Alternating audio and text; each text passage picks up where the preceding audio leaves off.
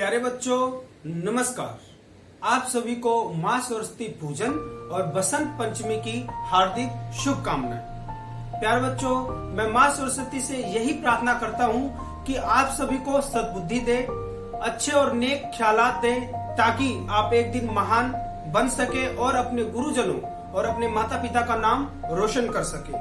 तो प्यारे बच्चों, आज मैं आपको जो धर्मराज जी बताते हैं कि एक विद्यार्थी को सफल होने के लिए क्या क्या गुण होना चाहिए, उसको कैसा आचरण होना चाहिए, ये बताने वाला हूँ। तो आप कहेंगे कि सर धर्मराज आपके पास आकर आपको बताए थे क्या?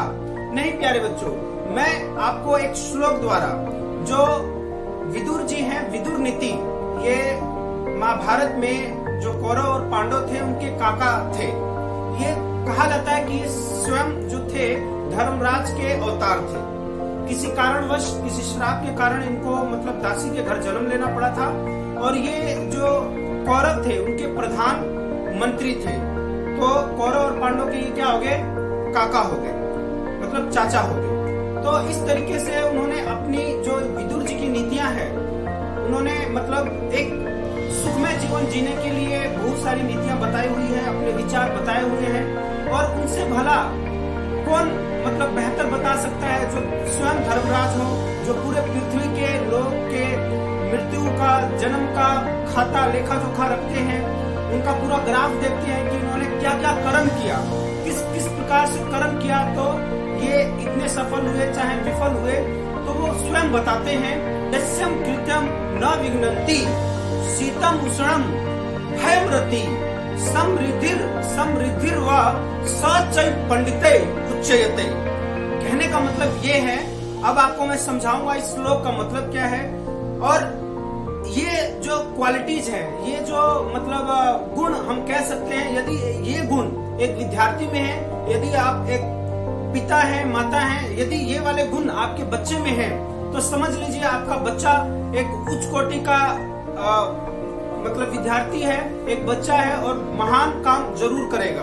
तो देख लीजिए क्या क्या है। और इस प्रकार के बच्चे पर हमेशा हमेशा माँ सरस्वती की कृपा बनी रहती है। माँ सरस्वती जो ज्ञान की देवी है, विद्या की देवी है, अच्छे विचारों की देवी है, उनकी कृपा हमेशा उस बच्चे पर बनी रहती है। तो देख लीजिए, आपके लिए लाया हूं मैं क्या, सर्दी गर्मी में तटस्थ। ये जो बच्चे होते हैं, मतलब कहने का मतलब ये है कि जो बच्चे ना सर्दी की परवाह करते हैं, ना गर्मी की परवाह करते हैं, और निरंतर अपने अभ्यास को जारी रखते हैं, निरंतर पढ़ाई करते हैं, निरंतर चीजों को सीखते रहते हैं, वे बच्चे जिंदगी में कभी भी विफल नहीं हो सकते। सफलता उनके कदम चूमती है। तो कहने का मतलब ये है कि सर्दी गर्मी का इन पे कोई भी प्रभाव नहीं पड़ता, जो उच्च कोटि के विद्यार्थी होते हैं। लेकिन आज के समय में क्या हो रहा है, सर्दी ज्यादा है तो बच्चे रजाई छोड़ के बाहर ही नहीं निकलेंगे। उनमें आलस्य बहुत भरा हुआ है। जब हमारा शरीर रिलैक्स होता है, आफ्टर 4 और 5 आवर्स स्लीपिंग के बाद, 5-6 घंटे सोने के बाद जब हमारा शरीर रिलैक्स हो जाता है और हमारी आंख खुल जाती है, तो इसका मतलब ये है कि हमें उठकर अभ्यास करना चाहिए, हमें उठकर पढ़ना चाहिए यदि हम विद्यार्थी हैं। फिर भी अगर हम सोए हुए हैं तो इसका मतलब ये है कि बस हम आलस्य कर रहे हैं और अपना समय बर्बाद कर रहे हैं। तो ये एक महत्वपूर्ण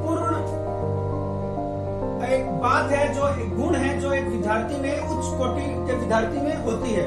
उसके बाद अमीर गरीब का फर्क, जो इस प्रकार के विद्यार्थी होते हैं, यदि आपका जो पुत्र है, आपके गरीब होने से उसको कुछ फर्क नहीं पड़ता, आपके गरीब होने से वो शिकायत नहीं करता, आपके गरीब होने से कुछ ऐसे चीजों की अपेक्षा नहीं करता जिससे आपको कष्ट झेलना पड़े, जो आप ला के नहीं दे सको, तो आप ये जान लीजिए कि आपके घर एक उच्च कोटि का बालक पैदा हुआ है, एक उच्च कोटि का विद्यार्थी पैदा हुआ है, जो सीखने की इच्छा रखता है और भविष्य में एक महान इंसान बनेगा।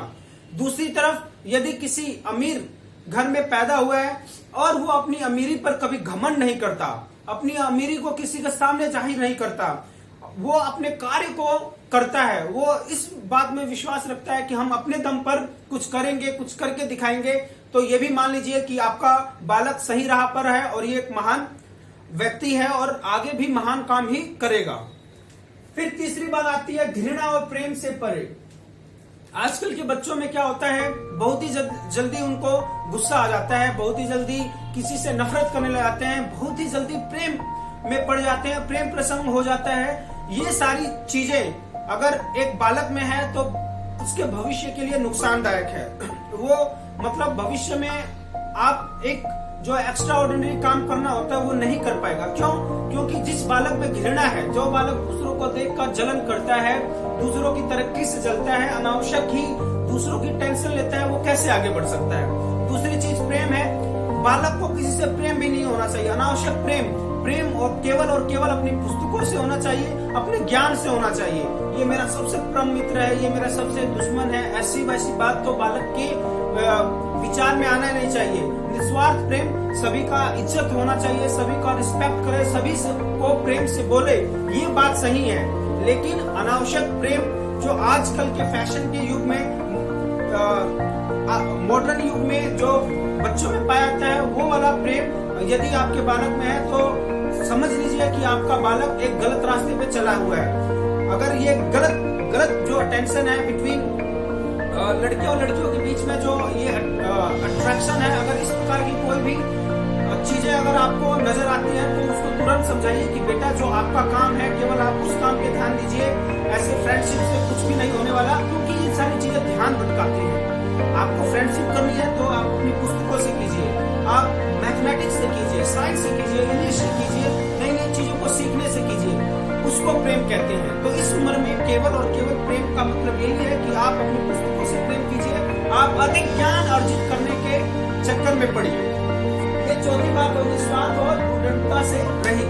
विदुर जी कहते हैं कि जो बालक स्वार्थी नहीं होता, मतलब मान लीजिए उसके पास जो चीज है कोई मांगता है तो दे देता है, कोई कहता है कि मुझे ये समझा दे, अगर वो समझाने के लिए कोई कहता है तो समझा देता है, तो वो एक उच्च कोटि का बालक है। इसी प्रकार के बालक तो आगे चल के बहुत मतलब दान करते हैं, दान दक्षिणा में विश्वास रखते हैं, लोगों की सहायता करते हैं, मतलब एक उच्च कोटि के विद्यार्थी, एक उच्च कोटि के इंसान बनते हैं। और उद्यमता से रहित, आजकल के बालक क्लास में बैठते हैं, अनावश्यक शरारतें करते हैं, अनावश्यक कमेंट पास करते हैं।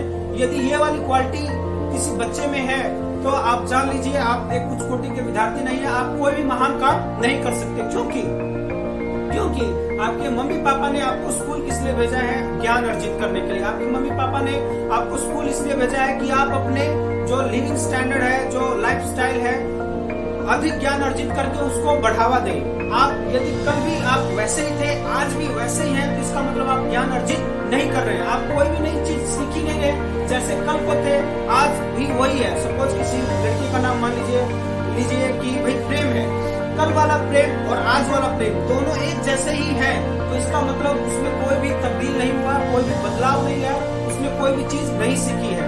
कल वाला प्रेम यदि कल कोई चीज जितना जानता था उससे अधिक आज जान रहा है, तो इसका मतलब उसने ज्ञान अर्जित किया है। तो प्यारे बच्चों, मुझे उम्मीद है आप सभी मेरी बातों को समझ रहे हैं। हर दिन सीखने की इच्छा रखिए। सरस्वती माता के पूजन के दिन आप लोगों से यही हाथ जोड़कर विनती है कि आप हर दिन कुछ ना कुछ नया सीखिए, कुछ ना कुछ अपने ज्ञान में अर्जित कीजिए, कुछ ना कुछ अच्छी आदतें सीखिए। तभी आपके स्कूल जाने का फायदा है, तभी आपके विद्यार्थी होने का फायदा है। विद्या अर्थी, मतलब यदि आप विद्या ग्रहण कर रहे हैं तो आपको मतलब उत्सुक होना चाहिए, चीजों को सीखने के बारे में आपको ललायत होने चाहिए, मुझे ये चीज सीखना है, ना कि इस चीज के बारे में ललायत होनी चाहिए कि उस वाले दोस्त ने मुझे क्या कह दिया, इस वाले दोस्त ने क्या कह दिया, वो कौन सा गेम खेल रहा है, ये कौन सा गेम खेल रही है, वो दोनों क्या बात कर रहे हैं। इससे आपको क्या मतलब है? आपको केवल और केवल मतलब होना चाहिए अपने ज्ञान से, अपने गुरुजनों से कि भाई सर मुझे ये नहीं समझ में आ रहा है, मैम मुझे ये नहीं समझ में आ रहा है, मुझे सिखा दीजिए। और चाणक्य जी ने तो साफ साफ विद्यार्थी के 5 लक्षण बताते हुए कहा हुआ है, काक चेष्टा बको ध्यानम स्वान इंद्रा तथैव च अल्पहारी ग्रह त्यागी विद्यार्थी इति 5 लक्षणम। काक चेष्टा बको ध्यानम, कि कौवे के समान चेष्टशील होना चाहिए विद्यार्थी को, कि ये भी जान जाऊं, ये भी पूछ लूं, ये वाला सवाल कैसे हुआ, इस तरीके से किस तरह हुआ, बिल्कुल चेष्टशील, बिल्कुल अलर्ट होना चाहिए। बको ध्यानम, बगुले के समान उसका ध्यान होना चाहिए कि जब हम कोई चीज पढ़ रहे हैं तो हमारा ध्यान 100% वहीं पे होना चाहिए, आसपास के एनवायरनमेंट में क्या हो रहा है हमें इससे कोई मतलब नहीं होना चाहिए। लेकिन आजकल ऐसा देखा जाता है बच्चे पढ़ते कम है, मोबाइल पे ज्यादा ध्यान रहता है। क्या मैसेज आ गया, किसने क्लास में किसको क्या कह दिया, आपको उससे क्या मतलब है। जो आपके टीचर, आपके गुरुजन लोग बोर्ड पे समझा रहे हैं, आप उस पे ध्यान दीजिए, उसमें से प्रश्न कीजिए, उसमें नुक्ताचीनी होनी चाहिए, ना कि ये क्या बात कर रहा है, ये क्या बात कर रही है। जब आप पढ़ने टेबल पे बैठे, स्टडी टेबल पे मोबाइल, वहाँ पे आपका क्या कर रहा है, what is the use of mobile over there, वहाँ पे क्या काम है मोबाइल का। आप मोबाइल को स्विच ऑफ करके रख दीजिए कि जब मैं पढ़ रहा हूँ इसका मतलब मैं क्या कर रहा हूँ, इसका मतलब मैं माँ सरस्वती की आराधना कर रहा हूँ, माँ सरस्वती की पूजा कर रहा हूँ। इस समय मैं एक ऐसे मतलब तप में हूँ जो मुझे ज्ञान देगी, जो मुझे मतलब ताकत देगी, एनर्जी देगी, उसको कहते हैं पढ़ना। ना कि ऐसे ही पाखंड करना, टेबल पे बैठ गए, आडम्बर रच लिया, ये भी बुक रख ली, वो भी बुक रख ली, 10 तो बुक रख ली, 10 मिनट पढ़ना है और मोबाइल रख लिया, मैसेज आ गया दोस्त का, वहां से तुम रिप्लाई हाँ जी ना जी, ये वाला काम वो वाला काम, ये पढ़ थोड़ा रहे हो। Just you are wasting the time and just you are wasting the precious money of your parents. जो इन्वेस्टमेंट वो आप पे कर रहे हैं कि हमारा बेटा पढ़ेगा, इसको सिखा देते हैं, महंगी महंगी बुक ला के दे देते हैं, क्या फायदा उन बुकों का। तो आप इन सब चीजों को ध्यान रखेंगे।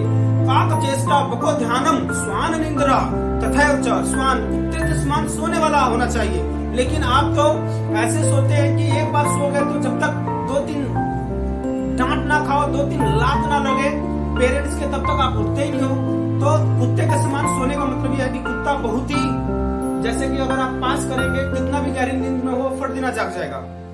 तो यदि आप 4-5, यदि आप विद्यार्थी हैं और 4-5 घंटे की नींद आपकी पूरी होगी तो आपको जग जाना चाहिए, आपको जग के पुरुषार्थ करना चाहिए, आपको जग के विद्या अर्जित करना चाहिए, ना कि सोए रहे।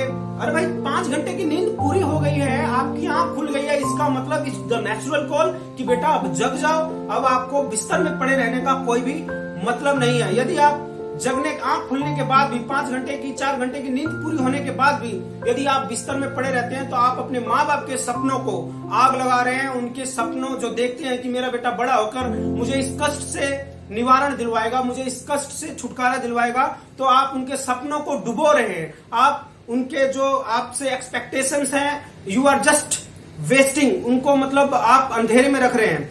कुछ फायदा नहीं होता। यदि आपकी मतलब नींद पूरी हो गई है, 5-6 घंटा जितना भी आपको सोना था, उसके बाद आंख खुलते ही आप खड़े हो जाइए। दोबारा इंतजार ना कीजिए कि 10 मिनट और सोऊंगा, 10 मिनट और सोऊंगा, 10 मिनट और सोऊंगा। इस 10 मिनट के चक्कर में पूरा दिन आपका बर्बाद हो जाएगा। काक चेष्टा बको ध्यानम स्वान निंद्रा तथैव च अल्पहारी, अल्पहारी कम खाओ। जब ठूस ठूस के खा लोगे तो जगने का मन कहां से करेगा। जब ठूस ठूस के खा लोगे तो उसको पचने के लिए भी तो समय चाहिए। पचने के लिए क्या करना पड़ता है, सोना पड़ता है। तो उसको पचाते रहो, सो के पचाते रहो, तो फिर पढ़ोगे क्या। इसीलिए चाणक्य जी ने कहा है कि अल्पहारी होना चाहिए विद्यार्थियों। काक चेष्टा बको ध्यानम स्वान इंद्र अल्पहारी ग्रह त्यागी। ग्रह त्यागी, अब आप घर छोड़ के थोड़ी ना जाओगे कहीं पे, आपको घर नहीं छोड़ना।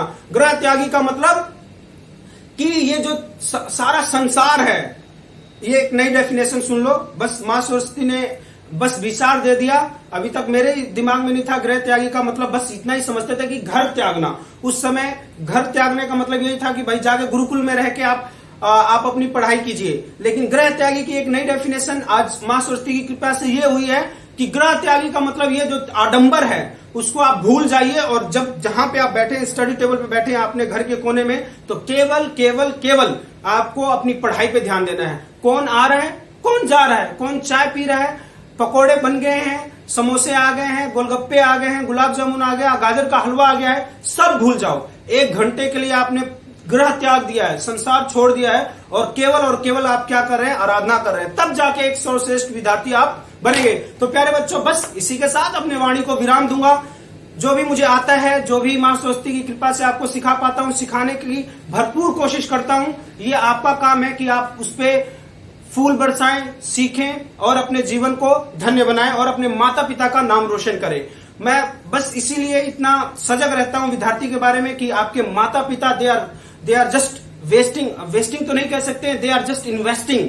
आपके ऊपर खर्च कर रहे हैं अपने हार्ड, मतलब बिल्कुल मेहनत से 10 नुहांदिया किरत की कमाई, अगर हम कहें कि 10 नुहों की किरत कमाई आप पे वो खर्च कर रहे हैं। अपने जो इच्छाएं होती है उनको एक बार दबा के आपके ऊपर खर्च कर रहे हैं। आपका फर्ज बनता है कि पूरा सूद के साथ, वसूल के साथ पढ़ाई करें और जब आपकी उम्र हो जाए, नौकरी लायक हो जाए, तो अपने मम्मी पापा को ऑप्शन दे कि मम्मी चाहे पापा अब आप आराम कर सकते हैं, आपका लाडला आपकी लाडली कमाने योग्य हो गई है कि वो आपको बैठा के खिला सकते हैं। तो इन्हीं वाणी के साथ, इन्हीं विचारों के साथ आपसे विदा लेता हूं और मां सरस्वती से प्रार्थना करता हूं कि मेरी बातें आपको समझ में आए। टिल देन टेक केयर, खुश रहिए और मस्त रहिए। नमस्कार। जय मां सरस्वती।